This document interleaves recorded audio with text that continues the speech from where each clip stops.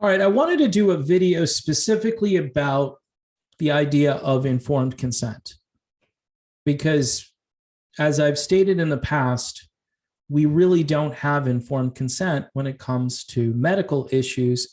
Because if we had informed consent, people would be terrified right now with what is happening.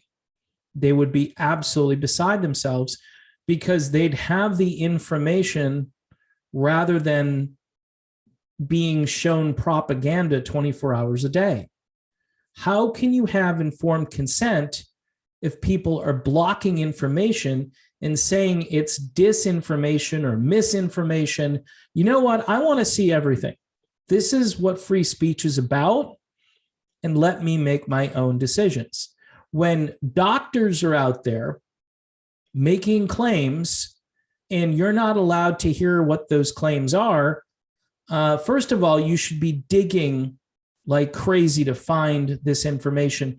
And that means going off of this particular channel, my channel, but the actual platform itself. All right. If you're on Twitter, YouTube, and Facebook, you're not going to know anything. You're just not going to know anything. And I'm not sure why these large corporations, other than the fact that they're getting paid by someone, why they would be so insistent upon blocking this information, which probably would save thousands of lives.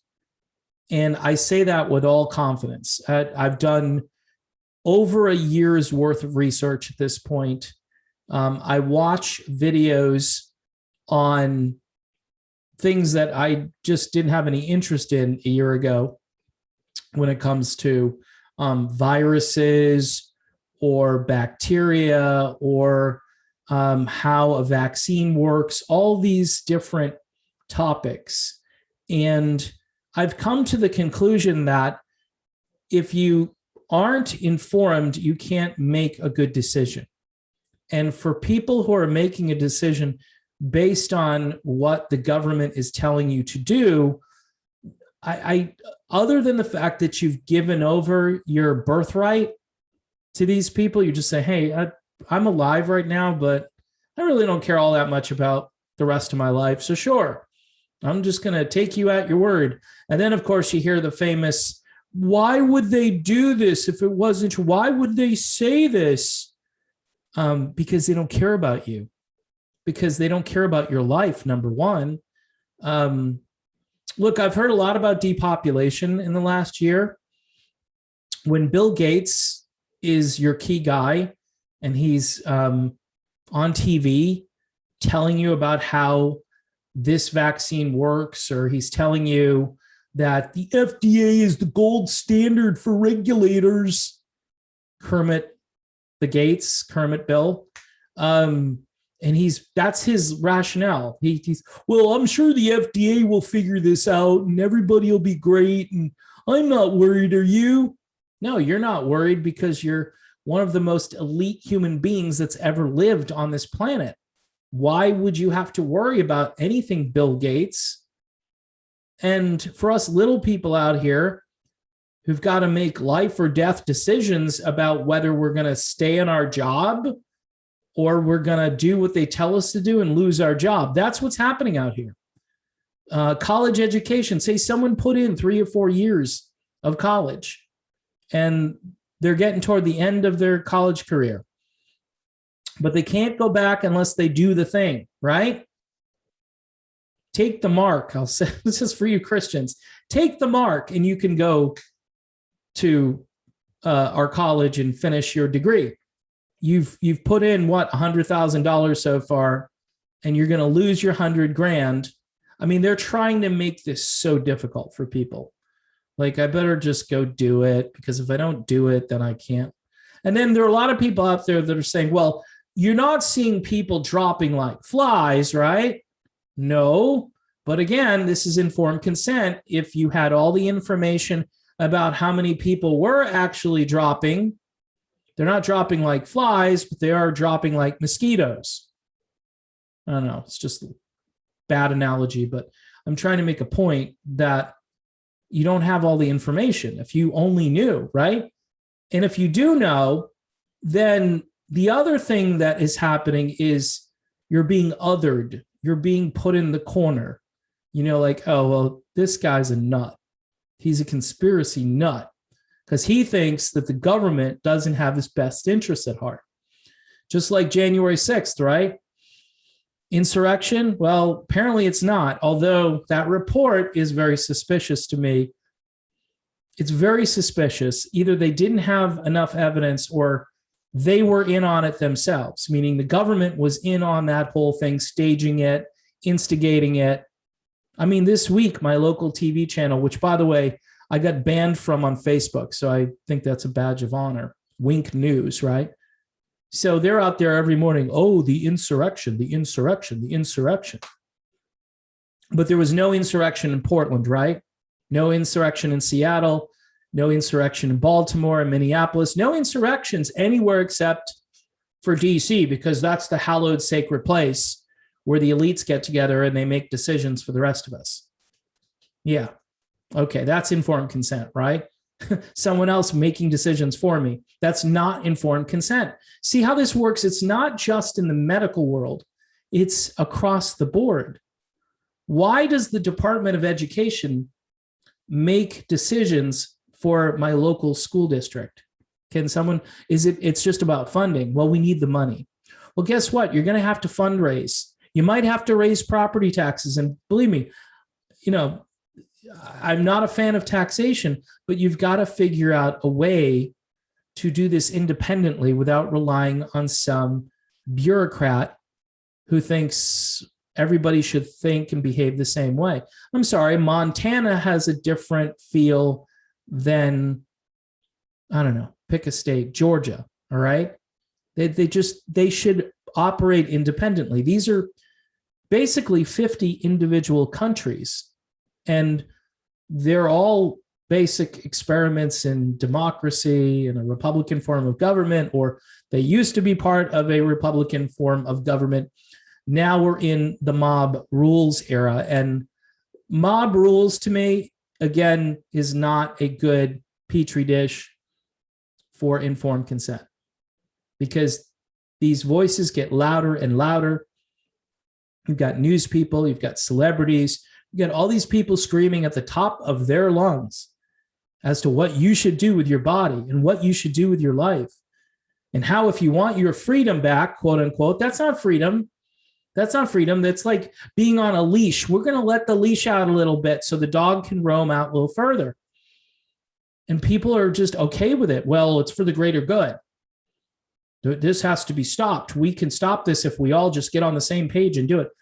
No, it's never going to end. I'm going to continue to say this until somebody wakes up and understands that no matter what they tell you, if you're trusting them, I don't care if you're on the left or the right. If you're on the left and you're trusting them, then you're just an authoritarian.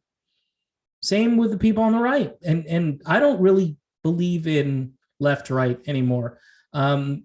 If you put me in a category, I'm going to, trigger some of the progressive stuff. I'm going to trigger some of the conservative stuff, some of the libertarian stuff. I'm going to trigger all of those things. I'm going to trigger none of the above, right? I'm going to check the box, none of the above. I don't want to be part of a political party, for instance, who has a great political philosophy, but isn't willing to kind of embrace some people who agree with much of it. All right, that's the Libertarian Party. They won't embrace somebody like me because, for instance, I believe in a secure and strong border of the country. It just makes sense. Every country has a secure, solid border. Otherwise, it's not a country. So a boundary does delineate a lot of things like culture and language and all these different things. And I'm never going to buy into that one. I'm just not there. And, it's very important. This is why the Democrats are losing, voters. This is why the Republicans, some of them who believe in, cheap labor or serving the Chamber of Commerce, they're losing. All right. And there's a revolt happening, and it has to do with everyday working class Americans who don't like having their kids taught things that are ridiculous.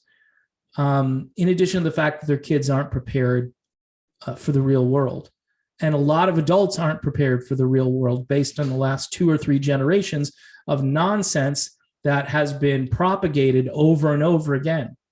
Again, the education system should provide you with some level of informed consent, meaning that you're getting all the information. If you're taught one ideology, but you're not taught what the other ideology does and says, then guess what? You're not part of the solution. You're part of somebody who wants to be a tribalist, who wants to embrace tribalism, who wants to embrace just this, my way is the only reasonable way. And if you don't agree, then somehow we're going to isolate you. Any parallels to what's happening right now in the world when it comes to your medical freedom? It's the same stuff. This is why I believe informed consent is as important a concept as anything in my lifetime. And it's across the board. So do your research, read, prove to me that you understand the issue from all sides. Don't hit me like the Afghanistan issue recently. I agree. We shouldn't have gone to Afghanistan, although initially that's where we thought these terrorists were.